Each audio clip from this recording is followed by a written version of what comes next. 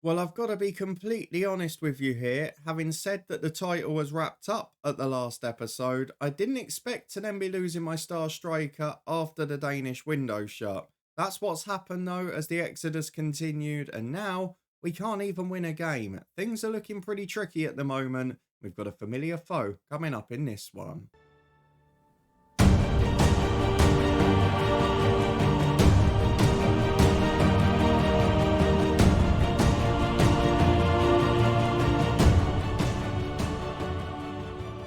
Yes, hello and welcome along to part 32 of the Coach's Head with me, Daniel. We are back today to face Viborg, a side we managed with aplomb in FM22. And we've also got the return of the Europa League as we play the first leg of our last 16 game against Rennes. The problems, though, have very much started to spiral since the last episode. We finished it frustrated at the lack of a senior left back, but pretty happy with the rest of the squad. We've now lost our star striker and main goal scorer, and we are struggling to put the ball in the net and win games. It has really become a very difficult time, and at the moment, even at home to mid-table teams, we look incredibly vulnerable. I'm hoping that today we can find a way to get a victory. I had planned to ignore this home game because I thought it would be easier, but what we saw against the Dents and Edgeburg recently has suggested I might be experiencing otherwise now. So if you're looking forward to seeing how we get on and how much money, what pittance we sold our star striker for, then please do put a thumbs up on the video. But for now, let's go straight over to the transfer centre because the disaster continued after the Danish window shut. The English window continued on to the Monday, and the offers we got, not just for one player, but particularly for him, was a disaster because Nicholas Schmidt, our star striker, I knew it was inevitable he was going to leave eventually. But mid-season, after the transfer window had shut to replace him, and for just £9 million to PSV, seems an absolute steal for PSV Eindhoven. So he goes back to the nation we were managing in last season, and we're now without our only recognised top quality striker. We've been bringing in Goodmanson since, we've tried a couple of the youngsters, but the goals are not flowing, let me tell you that. We also lost Hassan Tambakti, who's gone on loan to St Etienne. It's another one of those weird ones where the director of football has agreed to sell a player, put a fee on him of 1.5 million, rejected several offers of about 1.2 for immediate permanent deals, and then agreed to loan him out because the club said a future fee of 1.5, potentially, but not offered any of his wages, which works out more expensive for the club. So there's a little thing I'd love to see fixed for next year, but Tambakti was past his best. I'd have no issue losing him. But Nicholas Schmidt is the one, isn't he? We've also had a youngster go out on loan. It's not a squad that's in a good state. And it's starting to get the Bayern Munich vibes of a very young squad where we're having to fill the blanks with 4 or 5 youth players on the bench. At the moment, no goals to be seen for our attacking stars, not many great performances elsewhere. And if I'm being completely honest with you, we just don't look like winning a game. That is evidenced by the schedule. If we go and have a look since you were last here, we played AGF on the return from the winter break, and we did nick a 2-1 victory there. Another familiar name from our Aberdeen save came up against us, but Suarez and Lund Jensen did enough to get us the win. The 3 games since, though, have been an unmitigated disaster, starting with a 1-0 defeat away at Bromby, where we couldn't hit a barn door. Then the game after against the Dents, Gonzalo scored, and we were pegged back in the second half. And the third game became sort of a summary of what we're going to expect the rest of the season. We went 2-1 up through Hoyland and Bruno, missed a penalty with Tiumchu. But look at these match stats here. It just sums up what we've got to expect. Nearly 3 expected goals, didn't take the chances. And then 2 shots, 2 on target, 2 goals for Edgeburg. That is exactly how we're feeling at the moment. We now go into a run of more difficult games on paper, more important games with a 2-legged Europa League tie, a 2-legged Cup semi-final. There is a real risk that we could make this title race a bit more of a chore than it needed to be. We could have had it wrapped up with a couple of wins there. Instead, we've thrown away silly points. Now, let's not get too overcritical here. We're still in a great position. We've lost 4 less games than Midtjylland. We're 9 points clear with a game in hand. But after 16 straight wins, to have 3 games in a row where you don't win and don't look like winning, it's a big problem. And I just wonder where the goals are coming from consistently now. We're going to go straight through to the fixtures and get into the first of today's games. I should mention as well that Oscar Hoyland had a bid accepted from Burnley. He then rejected the move. The director of football had agreed to sell him. He then threw his toys out the pram because we tried to sell him. even though I desperately didn't want to. So he's now not playing very well that often. Suarez is unhappy because Schmidt has left. Suarez was our top goal scorer after Schmidt. So now our top scorer that's remaining is unhappy because the previous top scorer was sold. Isn't it all going well? Let's go and get through to the fixtures, see what we can put out today. So many happy memories from Viborg, a save that made me sort of fall in love with Scandinavian football. So let's see what we can do today. We're being recommended to basically put a reserve team out, which is not what I want to be doing. Most of them have a lighter match though, but you can see Goodmanson, no goals, 6.4 rating in his last 5 games behind my head. So what we're going to do is have a little chat with him. Say, I'm not very happy with your goal scoring form. I believe in you to get back to scoring ways, but I'm not going to give it long. He is only 21. He's not quite as natural a goal scorer as Schmidt. And it does leave me worrying because we look at the fullback areas. Gunau, what's he going to offer now? He's had 3 or 4 poor games in a row. Might bring in Fernandes just for this one. Whoever I play in the wide area of Gendry and May both play awfully. We've got Suarez, who was out in the last game. He will come back in today. He's going to replace, I think, Gendry, with Joe May going to right back, Gonzalo back to the right-hand side of midfield. And then he'll go on the bench in place of God knows who. Probably Georgievski, in truth, who's not the best there, but is a young player and a young winger doing well in the youth team. Our backup centre-forward is now Jimmy Jensen, who is a 17-year-old who's not great. I have tried to rotate with the other under-19s options, but Jakobsen is getting more benefit from playing every week.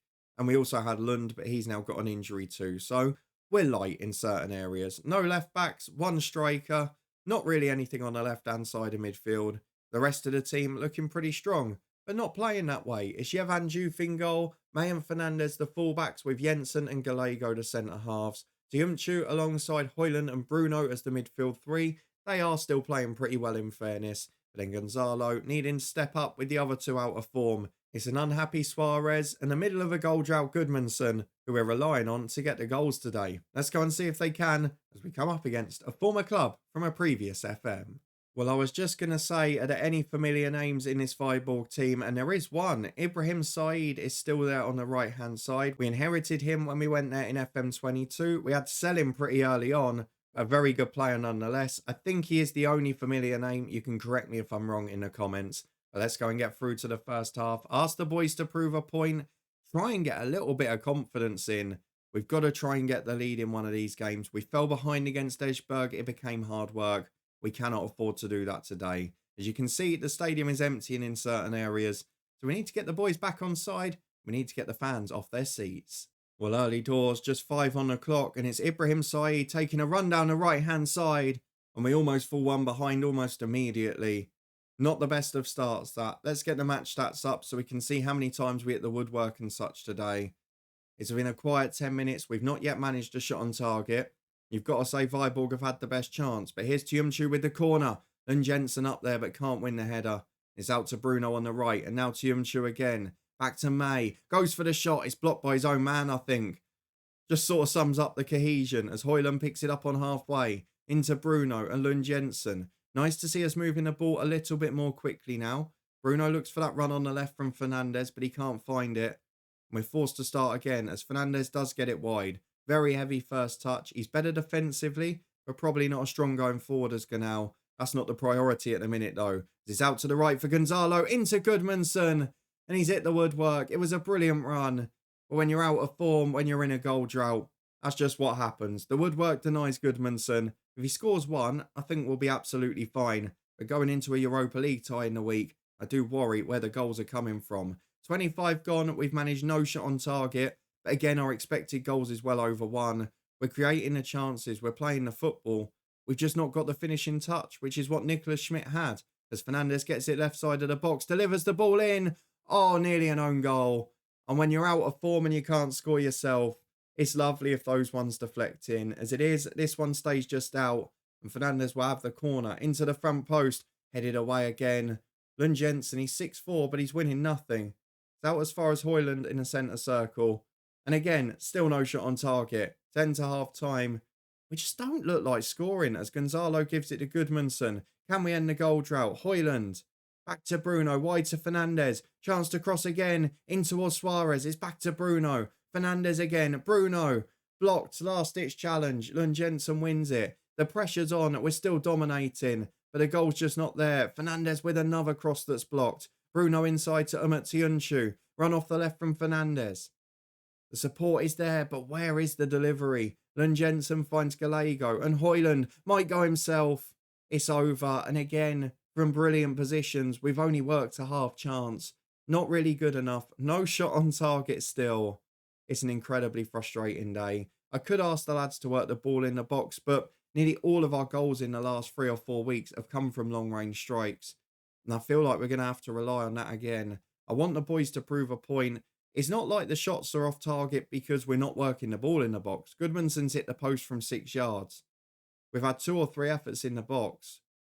But we're just not finding that finishing touch. You can see the worst performers in the team. Luis Suarez, Goodmanson up front. Aside puts a free kick in, and it's headed away. And this has been the problem. We then get one chance at the other end and it goes in. This time we try and break away with Gonzalo getting the ball from the switch on the right-hand side. Takes on his man. There's men getting in support in the box. He delivers it to Goodmanson. It falls for Suarez. We still can't get the goal for the Icelandic man up front. But Suarez scores. He does what he does best. And we finally take the lead in a game again. I'll take an ugly 1-0. But now, look at the big injury. Gonzalo on the right is in trouble. Going to bring on Gendry and push May forward. Given the form of our front three, that's about the worst one we could have got at the minute. I'm going to bring Gunnar on for Fernandes, who's not been great in truth. Goodmanson will come off for young Jimmy Jensen. And we've got 2 more remaining subs. Bruno and Højlund both been average. Maybe Romeo is the man for today. He will replace, I think, Oscar Højlund. We'll see which way round there better. We'll leave it like that. And then the final sub can wait a few more minutes in case of an injury or something like that. But it's looking okay. We're ahead by a goal to 0. Can we find a second to kill the game off? Something we've just not been able to do in recent weeks. I'll be honest with you, after the recent performances, I'll take a 1-0. But I'm not confident while it's just 1, as we've got a corner with Tiunchu in towards Gallego. Misses out. Romeo on the rebound. It's in for 2. We might just be about to win a game. The mini drought is over. We've still not got the centre forward scoring. But we have found a way. Joe May, because of that Gonzalo injury, will need a few minutes off now. He might have to play there midweek. So Achuri's coming on. We will keep them that way round. And we'll just see through the 10 minutes. We're 2-0 up. I think we're going to win. And finally, we can stop worrying about the league again. It's not been pretty, but it's been dominant. And we've restricted to no shots on target, which is good because everyone against us at the moment seems to be going in. 5 minutes added on. No threat on the goal. Not brilliant, but good enough. We win 2-0. We get the job done. But Thursday night is a much sterner test. Stade Rennes are going to be a very difficult opponent. We're playing against French opposition in the Europa League last 16. And based off what I've seen in the last month, there is no doubt that we're going out. 12-point lead at the top is what we exactly wanted to see. We're going to be off from Copenhagen in the summer. But for now, let's see how we do in the Europa League. Can we spring a surprise? And will Gonzalo be fit? Well, no is the answer to the second question. An innocuous injury, but out for 5 to 8 days. Just enough to keep him out of the first leg and the big game at Nordsjælland next weekend. He should be fit for the second leg, though, if we can stay in the tie. Maybe we just have to think about being defensive or cautious. Trying to get a clean sheet or something low scoring away from home. When we return to Copenhagen, we can go for a big win at home. Not going to see where that's coming from without Nicholas Schmidt. But for now, we'll get through the Thursday night, and I'll let you know if there's any further injuries. Well, it's fitness test time on Thursday night, and this is going to be difficult. We know Gonzalo isn't fit, but in more positive news, I have bagged a coaching licence, which will make leaving Copenhagen pretty easy this summer. Let's go and get through the fixtures and see how we get on. We have a look at what's left in the last 16. It's maybe not the toughest draw in the world. You can see Sturm Graz, who I was disappointed to lose to, have gone and won away at Gladbach. We've got some teams in there that you would maybe expect us to compete against. But ultimately, I don't think we're getting past Rennes because they're a good side. They've got quality in the team. Desiree Doué's in the midfield, to give you an example of that. Arma Hodzic at the back is a solid player. And Miramon is a man that we've managed this year, who we know has got significant quality. So they're probably around the same level of us, but they've got 20 players at that level, and we've got about 7. And of course, the 3 or 4 areas where we're left with deficits has put us in a bit of a hole. If Gonzalo was fit, if Schmidt and Zagaritis were still here, I'd maybe not be panicking so much. But today, with Gonzalo out and with Hughes out there, what have we got? 4 senior subs? Maybe not even that. Gendry is going to come in with Joe May moving to the right of midfield. I'm going to switch the left backs again with Gunal returning. He's slightly more experienced. And then after that, I mean, we're clutching at straws for anything. Those are the substitutes that I wouldn't mind bringing on. And I've still got to fill 5 more spots. Goodmanson up front. God knows if he'll ever score again. Let's have a look at what's in the youth team that can be fit and playing. Georgievski is a young right midfielder who's starting to look good. So he's someone who is going to be involved today. Jakobsen and Enghart still not fit. Same for Markusson. So I think we're a little bit stuck after that. I'm not just going to chuck people on the bench for the sake of it. So I think we'll leave it at 8 subs. It's one of those in Europe. We've got ourselves into a sticky position. You sell half the squad, you can't get a good bench out for Europe. Who knew? Let's go and get through to it. Rennes v Copenhagen. The only changes are the 2 fullbacks. One enforced because of the Gonzalo injury on the right wing. And the other one, we're just going between 2 poor choices. Who knows which one is best? Well, a full bench for our hosts, a much better squad, and a zero due. To be fair, they've rested 6 players from the last game. They've actually dropped out Diogo Dallo as well. I presume he's either suspended or something. Wow, their manager's Albert Riera, the former Liverpool winger. Never noticed that at first. Let's go and get through to the first half. We're going to drop from positive to balanced. This is about staying in the tie. I hate to say it. I hate to play that way. It's not what I like to do. But this is not a tie where we can afford to go gun-ho. We need to stay in the game for the second leg and give the returning Gonzalo something to work with. Hope Goodmanson's maybe scored by then. We don't need to worry about Goodmanson. Joe May's gone and scored after 75 seconds. A big punt into the box from the left-hand side. And Joe May, the auxiliary right winger due to the injury, has popped up at the back stick with a lovely little header. Down into the near post. Keeper had no chance. And a 6-foot right back is doing a job on the wing. And hopefully he's becoming more of an attacking threat as well as a good defensive option. Well, I've got to say, since the goal, it's been an incredibly boring game. And I am all for that. We stay 1-0 up on a stroke of half-time. We've only conceded 1 shot on target. And we've not offered much ourselves. We've had next to no attacking threat. But we brought Gunal back in. He put in a big cross, which is his one strength. And we pushed Joe May up to the right of midfield. And he headed it in. So far, I'm looking like a bit of a genius. But Gendry's on a yellow. We're going to run out of steam soon as well. And then what do I do in a league game at the weekend? Lord knows where I rotate there. Into the second half, let's worry about tonight first. If we can get to the quarterfinal of Europe, think we can afford to give up 1 more league game. No, hang on a minute. They're straight in with a header. Is that offside from Philippe Mercier? It was a header back in from Orbed that was flicked on. But I can't tell if he was ahead of the last defender or not. I get the impression this is going to count.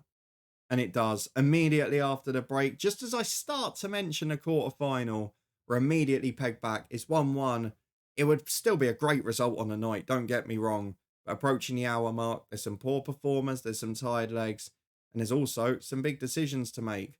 Let's have a look at what we can do. Suarez will be the first sub for Achuri. One of the few positions where there's not much change in quality. Gendry is someone I'd like to take off.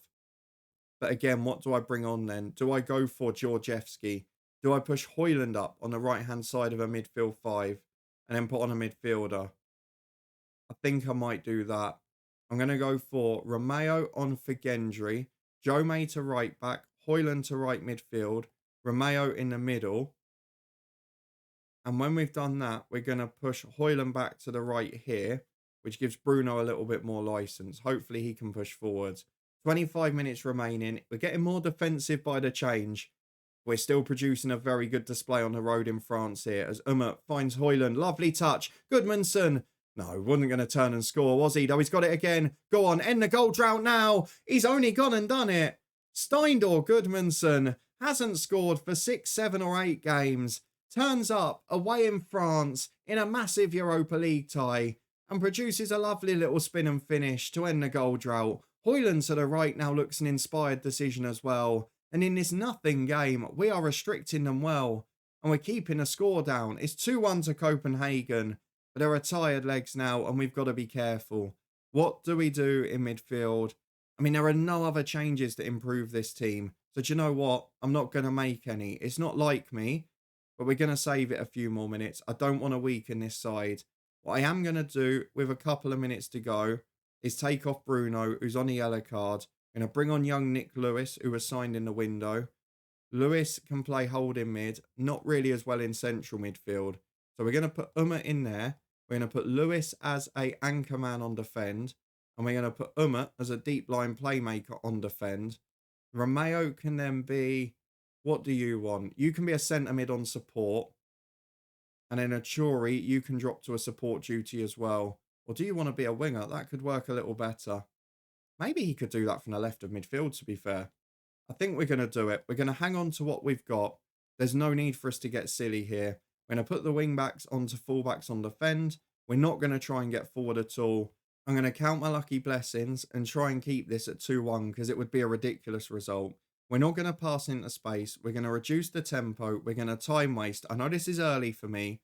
We're going to be more disciplined. We're going to slow the pace down. We're not even going to counter. We are, though, going to drop the line of engagement.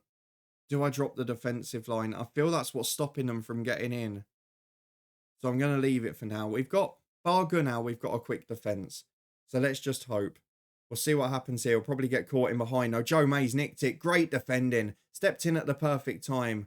Hoyland wins it back. May again. Lovely ball for Umut. We are a bit better in midfield there in terms of possession, because Umut is pushed into that more advanced role and he gets it from Hoyland, who can drift in.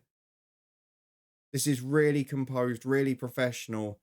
Do you know what? I feel like we've finally found form again today. Gallego just goes for the long punt right on cue and Goodmanson's getting nowhere near it. Not sure what the aim of that was.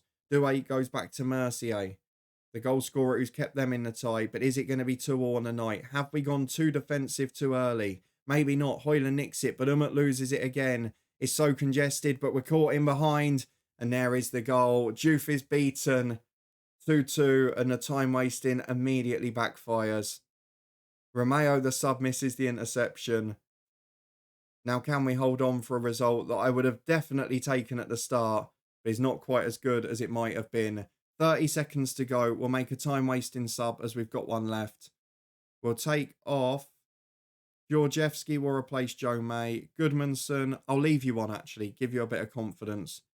And we'll just chuck the right winger on instead. 30 seconds to go. An appearance for the youngster. Do you know what? I'm considering that a win. A 2-2 draw is a great result. We had to change our way because we didn't have our star striker from January. We also didn't have a fully fit Gonzalo. But we found a way to get a result. We're in the tie. And it's going to make the second leg interesting, isn't it? That will be the next episode. We might have to sacrifice the league game at the weekend. But we'll forgive them for that. Because that is a spectacular result. Just want to see how good their goal scorers are. Mercier is a brilliant young player. And then Hugo Mari, who scored late on. Oh, wow. He is a million times better than what we've got. So that is a result in the grand scheme of things. Let's go and have a look at the schedule for when we're going to be back. I think, the second leg is going to feature in this one. We're going to go through and play that one. We might as well show the next two. Norgeland with a rotated side and then Rennes. Horsens, even in our patchy form now, I would expect to win. And then we've got the cup semi-final to worry about too. We only got one season at Copenhagen and we're getting to the business end. So I might as well show you a bit of it, mightn't I? If you enjoyed this one, back to winning ways against Viborg at last. And a very hard-fought draw in France against Rennes. And please do put a thumbs up on the video. Let me know in the comments if you think we'll get through. And join me in a couple of days' time to find out the answer. Will we end up having to throw the game against Norgeland to get it done? I'd imagine we might. If you want to stay up to date, find out what happens, subscribe and turn that notification bell on. Big announcement from the Football Podcast where we have got 4 episodes in 4 days. Pre-season predictions for all of the FL leagues and the National League starting today. Come and join us over there. You can also follow us on the Twitch channel where we've got loads of live streams with the football season starting, including FM and watch-alongs there. And also link to the South End save in the eye above, which will return tomorrow at the usual time.